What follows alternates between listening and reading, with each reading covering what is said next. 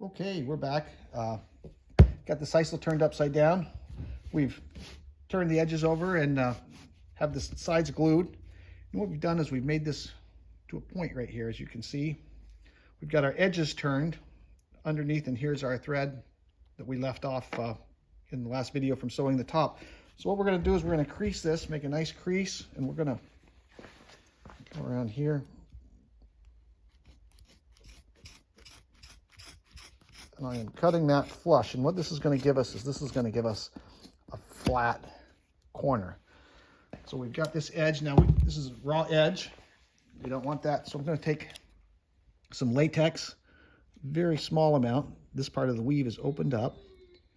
I'll take a small amount, and with latex, less is more. You don't need a whole lot.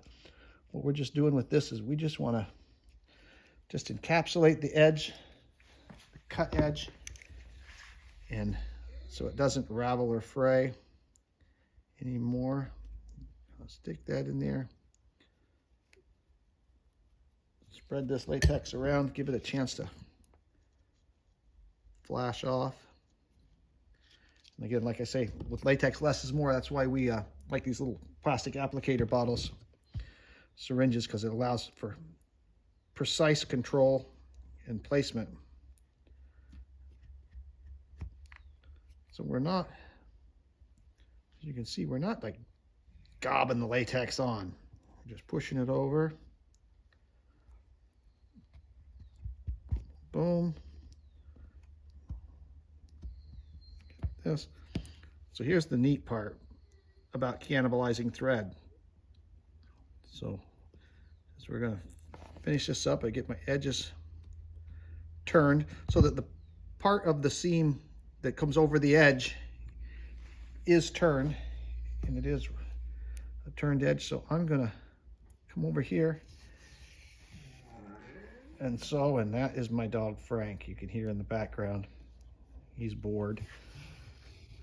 So basically what we're doing, we're bringing it around, and when you use the same thread that's been cannibalized from the trim, of course the color matches, so we are going to be able to make almost like a surged edge, if you will. We're going to do a whipping, is the technical term for it.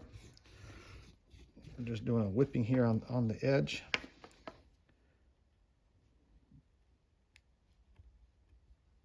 Boom.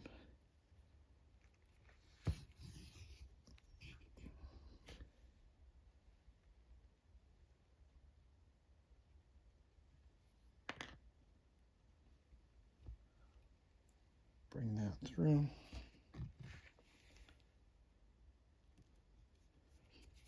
I don't know if you noticed there was a cut that had opened up right here, and we're going to stitch that right up and close it right up. Because we put a small bit of latex in there, once that pulls together, it's going to lock because the latex is still wet, which is good. So then now what we're going to do is we're just going to finish this off. Oops, sorry about that. We're going to finish this off with some nice overcast stitches.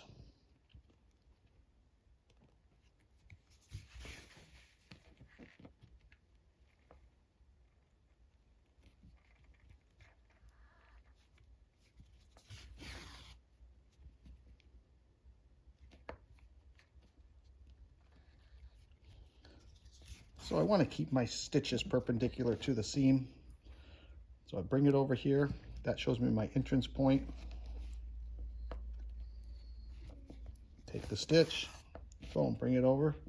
There's the entrance point. Because if you're going to do stitching that's going to be seen from the face, you want it to look nice. This would only be seen from the face if the rug was upside down. More than likely, no one will ever see this, but you never know. But we know. But again, the main thing is we want it to be flat. We want the rug to sit flat. We don't want to have a bunch of layers on our corners.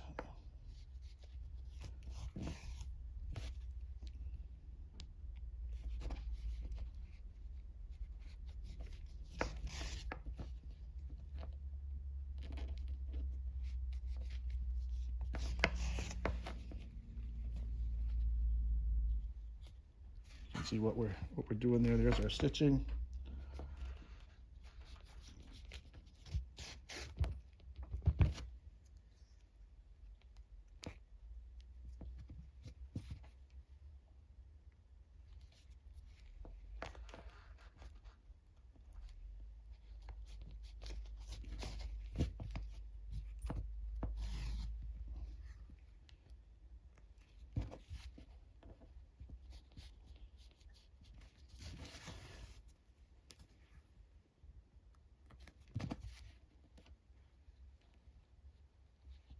And then as always, we're going to end with a lock, but instead of leaving a tail, we're going to leave our tail underneath because this is blind stitching, so we don't want to see a tail.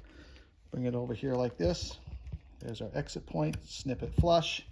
There is a tail, it's just underneath. And there's our seam. Now I'm still going to do a little finishing here on this corner.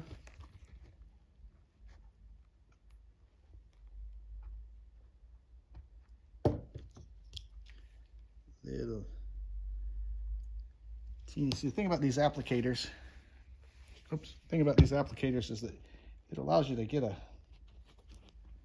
nice edge. I'm sorry if this isn't in the video, but let me just see here if I can pull this up.